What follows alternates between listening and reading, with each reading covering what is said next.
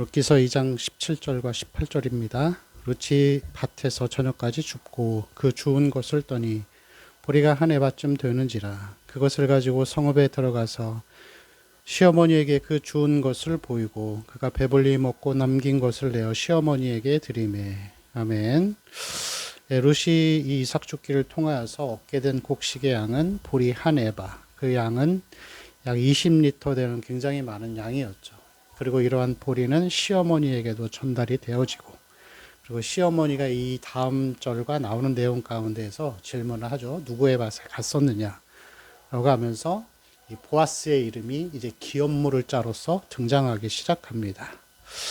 처음에 이 베들레헴 고향 땅에 들어올 때 룻과 나오미의 상황은 그렇게 좋지 않았죠. 굉장히 암울하고 또 두 아들이 죽고 남편이 죽고 모든 재산을 잃어버리고 그렇게 아주 빈털터리가 돼서 오게 됩니다.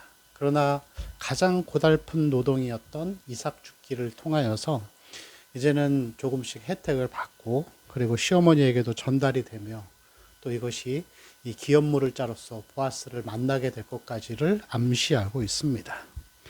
여러분, 이 복음이라고 하는 것은 그런 의미를 가지고 있습니다. 점점 나아지는 삶이죠. 어둠에서 이제 빛으로 가는 것과 같이 룻의 가정이, 나오미의 가정이 처음의 상황에서 이제 점점 삶이 나아져 가는 것과 같이 이 복음을 접하고 이 복음을 받아들인 자의 삶은 점점 나아지는 삶이라고 할 수 있습니다. 그리고 이런 나아지는 삶은 단순히 어떤 재정과 이 주변 상황만을 말하는 것은 아니겠죠. 예수 그리스도가 또 진리가 우리 안에 들어오는 그 시간들을 통하여서 우리는 어둠에 살던 삶에서 이제 무지에서 벗어나고 그리고 점점 더 영적으로 또 내적으로 외적으로 많은 상황들이 이제는 이 저주가 아니라 축복의 삶으로 변해가는 것을 볼 수가 있습니다. 그래서 복음이란 항상 점점 나아지는 삶이라는 그러한 특징을 가지고 있습니다. 그래서 고린도후서 4장 16절에 보면은 우리 겉사람은 날로 낡아지나 우리의 속사람은 날로 새롭도다.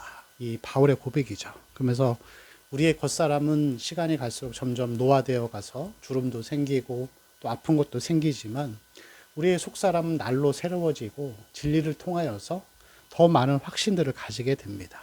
그래서 어떤 재정적인 상황이나 외적인 환경도 나아지는 것도 포함되어지지만 하나님에 대한 믿음 그리고 진리에 대한 확신들 그리고 이 하나님의 나라에 가는 것에 대한 천국에 대한 확신들이 우리 안에 점점 깊이 자리 잡게 되어지는 것이죠.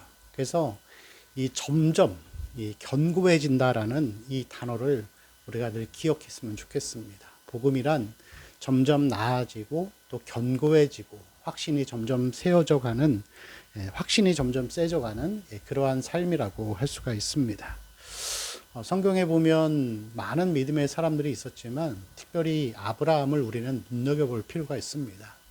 아브라함은 하나님의 이 부르심을 받아서 고향 땅을 나오게 됩니다.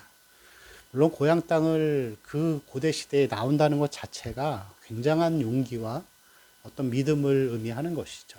그렇지만 처음부터 아브라함이 믿음이 견고하거나 그렇지는 않았을 것입니다.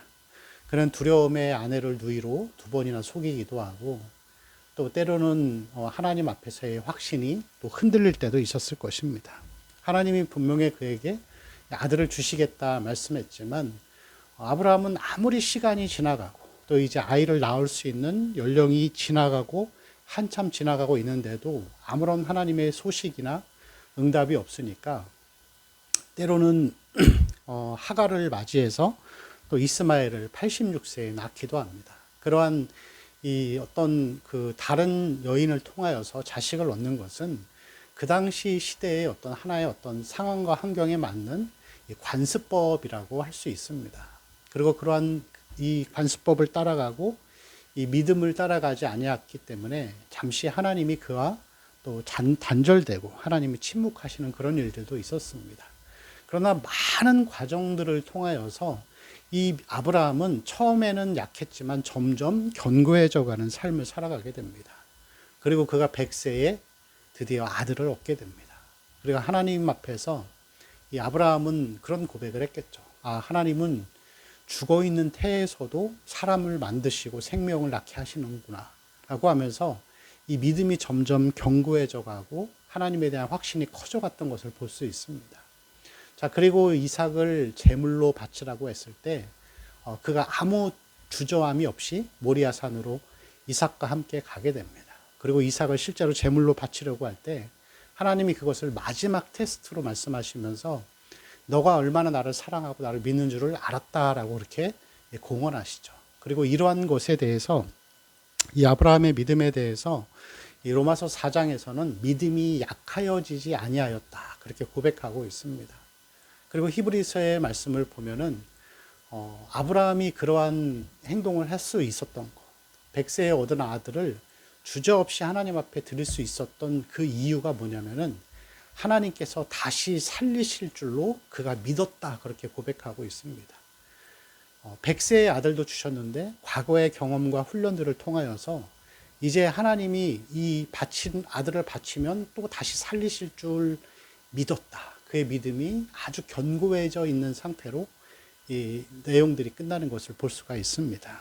그래서 우리의 모든 삶들도 복음을 알고 예수 그리스도의 진리를 마음속에 가지고 있는 자들은 열악한 환경 가운데 살았지만 우리는 점점 하나님 앞에 나아져가는 삶, 또 견고해 가져가는 그런 삶을 살아야 할 줄로 믿습니다. 때로는 우리의 모든 상황들, 외적인 상황들, 그리고 세상에 있는 사람들이 다 물질을 쫓아가고 세상의 성공과 이런 것들을 쫓아가는 그 삶 가운데에서 우리는 왜 이렇게 살고 있나 이 믿음이 흔들릴 때도 있습니다. 그러나 그럴 때마다 다시 하나님의 말씀을 보고 또 하나님의 말씀의 사람들을 보면서 우리의 믿음이 점점 견고해져 가고 우리가 복음을 통하여서 점점 하나님을 확신하고 천국을 확신하며 또 이 땅에서 하루하루의 삶을 다시 믿음으로 살아가는 회복이 있기를 소망합니다. 기도하겠습니다. 주님, 우리의 모든 삶이 시간이 갈수록 점점 이룻과 나오미와 같이 아브라함과 같이 하나님 앞에서 나아져가는 삶, 견고해져가는 삶이 되는 귀한 하루가 되게 하여 주옵소서. 우리 주 예수 그리스도의 이름으로 기도합니다. 아멘.